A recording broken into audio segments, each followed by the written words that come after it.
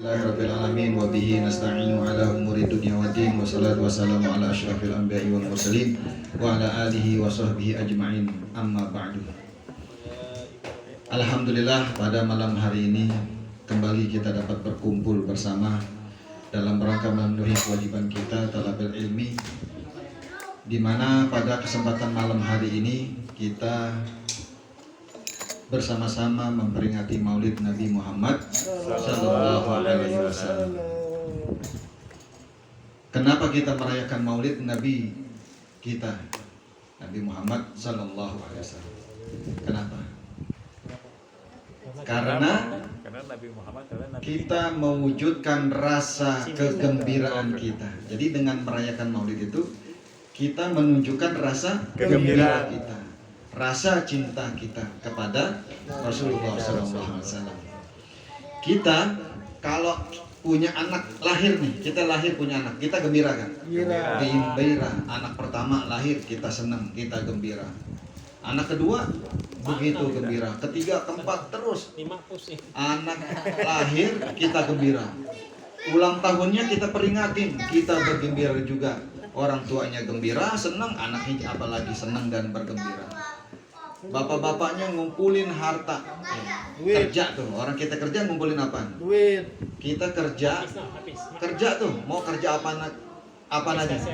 Mau tukang parkir, mau jadi apa namanya, tukang jual Pepsodent, atau jadi presiden sekalipun, itu rezeki kita kumpulin, duit kita kumpulin, ya enggak?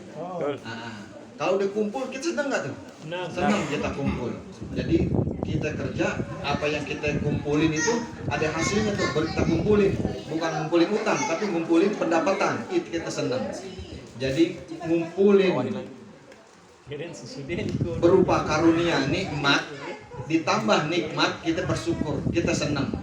Nah, apalagi sekarang, apalagi dengan lahirnya Nabi Muhammad Sallallahu Alaihi Wasallam, kita mesti lebih bersyukur, lebih bergembira, dan dengan memperingati Maulid kelahirannya anak kita aja tadi tuh ulang tahun, kita peringatin, kita gembira, apalagi ini baginda Rasulullah SAW. Salah nggak?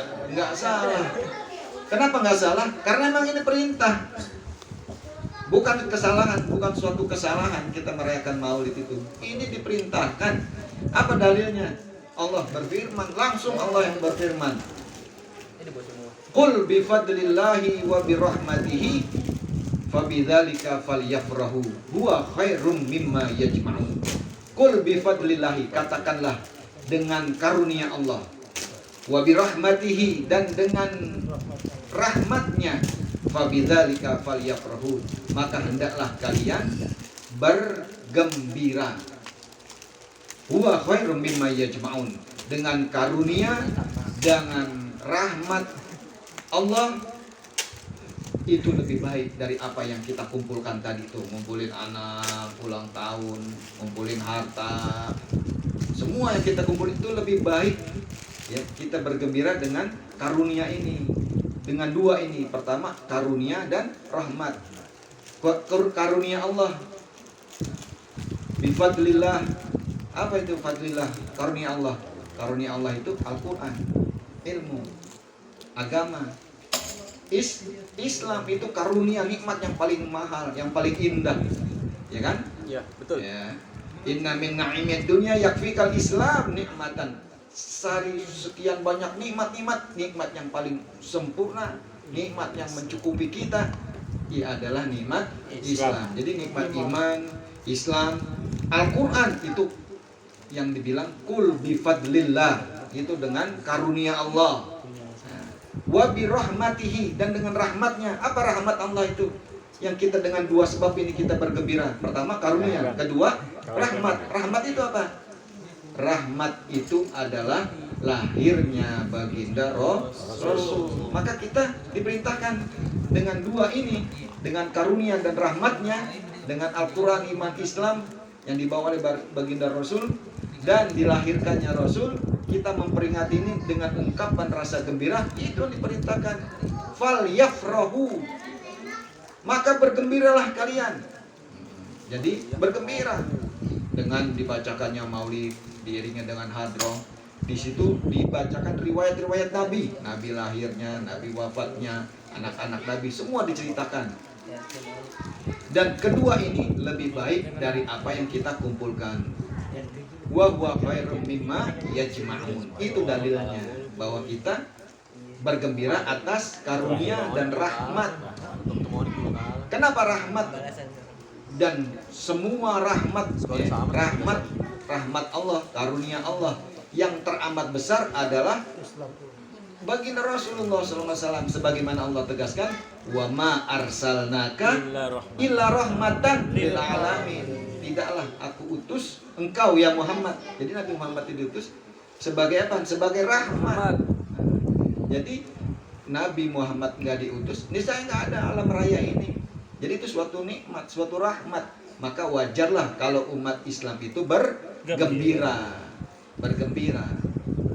Jadi untuk bergembiranya ya kita menambahkan rasa cinta kita dengan banyak berselawat. Karena di acara-acara maulid itu, ya, acara maulid itu pasti diisi dengan berkumpulnya manusia. Orang kumpul gak acara maulid? Kumpul. Dibacakannya Al-Quran, dibacakannya sholawat. Man sholla alaiya sholatan, barang siapa yang berselawat kepadaku, kepada Nabi Muhammad, sholawat, Allahumma sholli ala Sayyidina Muhammad, 1 kali, Allah balas dengan 10 kali rahmat.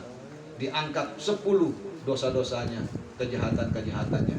Alhamdulillah, kita yang tadi bergelimang dosa, hina manusia, lemah. Tetapi ketika disandingkan dengan manusia yang mulia, yang dimuliakan oleh Allah, siapa? Nabi Muhammad. Maka manusia yang rendah tadi, karena dia berselawat, jadi mulia. Siapa yang bersahabat dengan Nabi, dia jadi mulia dengan iman, kalau dia mengakui bahwa Muhammad itu Rasulullah. Jadi kuncinya orang mulia itu bukan sekedar bersahabat dengan Nabi, tapi iman kepada Nabi. Karena Abu Lahab juga bersahabat dengan Nabi. Orang-orang pada itu enggak dikatakan sahabat kalau dia tidak beriman. Qul in kuntum tuhibbunallah fattabi'uni yuhibbukumullah wa yaghfir lakum dzunubakum wallahu ghafurur rahim. Allah berfirman, Qul in kuntum tuhibbunallah, katakanlah jika kamu cinta Rasulullah. Kalau kita cinta Rasulullah itu gimana? Fattabi'uni, ikuti apa yang Rasulullah ajarkan, ikuti apa yang Rasulullah contohkan.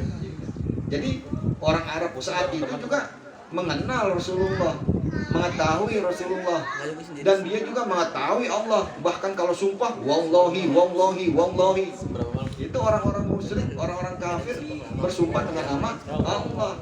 Karena dia tidak mau mengikuti Rasulullah, dia nggak jadi mulia, karena nggak ada iman. Maka diperintahkan kalau kita cinta kepada Rasulullah, fattabi'uni yuhibbukumullah, maka Allah juga akan memuliakan kita. Allah akan mencintai kita. Wa yaghfir lakum dzunubakum, dihapus semua dosa-dosa kita dengan sebab apa? Kita beriman kepada Allah dan mengakui Muhammad Rasulullah. Maka orang-orang kafir yang dosanya bergelimangan dosa atau orang taubat, diampuni dosanya. Yaghfir lakum dzunubakum. Orang kafir ya, yang menyembah berhala, menduakan Tuhan, musyrik, dia bertobat ya, minta ampun, lalu mengucapkan syahadat, asyhadu alla ilaha illallah wa asyhadu anna muhammadar rasulullah, yaghfir lakum dzunubakum, diampuni semua dosa-dosanya. Nah, itu berkat iman, bersaksi bahwa Muhammad adalah Rasulullah. Jadi kita kumpulnya itu ya bukan sekedar kumpul-kumpul, tapi untuk membangkitkan rasa cinta kita kepada Rasulullah SAW dengan jalan apa? Mentaati perintahnya. Jadi orang yang bergembira dengan datangnya kelahiran Nabi pasti mendapat ganjaran dari Allah Subhanahu wa taala. Abu Lahab yang nama aslinya siapa? Abu Uzzah bin Abdul Muttalib. Berarti dia pamannya Nabi. Nabi ayahnya siapa? Abdullah bin Abdul Muttalib. Ini Abdul Uzza bin Abdul Muttalib, berarti dia pamannya. Jadi pamannya Nabi ini di dalam Bukhari dijelaskan, tatkala baginda Rasulullah SAW lahir, ya, baginda Rasulullah SAW lahir, itu Abdul Uzza atau Abu Lahab itu bergembira dengan kedatangannya siapa? Lahirnya Nabi. Ya, jadinya dia punya budak. Coba dipanggil budaknya yang bernama Suwaibah. Ya Suwaibah, kamu tolong perhatikan itu Aminah, itu siapa namanya? Aminah yang sedang mengandung, di mana suaminya telah meninggal. Suaminya meninggal. Ya. Dipantau, coba tolong dilihat, kalau dia lahir kasih kabar ke saya. Kata Abu Lahab, kata Abu Uzza. Begitu dia lahir, Aminah lahir gak ada yang tolongin kita, gak ada yang nolongin manusia itu. Yang nolongin siapa? Itu yang kita baca tadi di Maulid, Asia wa Maryam, manusia yang paling mulia. Siapa? Siti Maryam dan Asia dan para bidadari, para malaikat semua mengelilingi Rasul, mendampingi kelahiran di malam hari menjelang subuh dengan cahaya yang terang benderang. Lahir Rasulullah langsung sujud. Jadi Rasulullah itu kelahirannya sudah sangat, beritanya makruf. Seluruh berita di langit sudah mengetahui bahwa akan datangnya Nabi terakhir zaman dengan ada tanda-tanda kenabian nubuwah. Ya, di pundaknya itu ada segumpal tanda kenabian, khotaman nabiyyin, hitam sebiji sebesar telur gitu. Itu nggak bisa dibohongi. Bahkan para pendeta itu telah mengetahui akan kelahirannya baginda Rasulullah. Nah, ini paman. Kalau dia lahir, tolong dikasih tahu lahirnya. Apalagi lahirnya seorang laki, bergembira dia. Karena saat itu zaman jahiliyah, kalau lahir perempuan merasa terhina, dikubur hidup-hidup. Yang lahir laki, bergembira dia. Dengan kegembiraannya itu, maka si budak tadi itu Suwaibah dibebaskan oleh Abu Uzza. Karena apa? Gembira. Jadi Abu Lahab itu bergembira. Jadi dia masih sayang sama Nabi tuh. Jadi usia-usia remaja, ya masih. Tapi ketika Nabi diutus, Nabi Muhammad dinobatkan menjadi Nabi, ya kan, diutus menjadi Rasul di usia 40 tahun. Nabi naik ke atas bukit Jabal Qubais, dikumpulkan seluruh keluarganya, masyarakatnya, dikatakan, wahai paman-pamanku, wahai masyarakat Quraisy, kalau aku katakan di belakang gunung ini ada pasukan tentaranya akan menyerbu, apakah kalian percaya? Itu satu masyarakat, paman-pamannya, saudara-saudaranya mengiyakan, iya, saya percaya kepadamu ya Muhammad. Kenapa? Karena Muhammad dari sejak lahir, dari dia remaja sampai dia dewasa, itu nggak pernah bohong. Makanya disebut Al-Amin, dipercaya. Di usia 25 tahun, dia sudah mencapai prestasinya dengan semangat bekerja, membawa dagangan, saudagar yang sangat kaya raya. Siapa tuh? Khadijah. Diperjuangkan, artinya dengan kesungguh-sungguhannya, ya. Dengan sifatnya yang jujur, amanah, sehingga orang gelar dia dengan Al-Amin. Belum jadi nabi, belum diangkat menjadi Rasul. Masyarakat percaya. Lalu Nabi Muhammad katakan, kalau saya katakan bahwa saya adalah Rasulullah, apakah kalian mengimani? Nah, di situ baru pamannya yang bernama Abdul Uzza atau Abu Lahab mengatakan, tabban laka ya Muhammad alihada jama'atana. Celaka lo Muhammad, cuman begini doang lo ngumpulin gue di sini. Gitu. Mengakui dia Rasul. Jadi berita ma'ruf itu semua orang pengen dia. Nggak percaya ketika menjadi Rasul. Nah, perjuangan disitulah Nabi Muhammad sangat amat berat. Dari kecil udah amat berat, karena sudah terlahir yatim, harus mengembala kambing, harus bekerja, berupaya. Tapi kesuksesan dia dicapai di usia 25 tahun, itu udah sukses dia. Sehingga nikahnya itu dia jadi orang kaya, udah sukses.